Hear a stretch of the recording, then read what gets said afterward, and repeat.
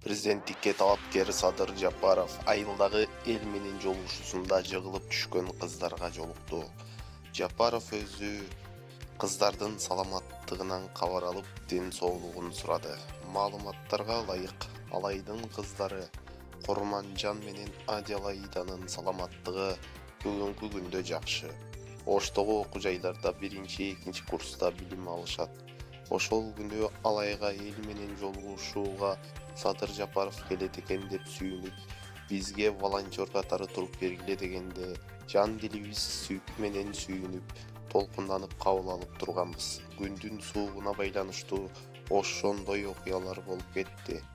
Жаңы жылдын алдында Садыр Жапаровдун куттуктоо сөздөрүн угуп кайттык, дейт Курманжан жана Адилайда.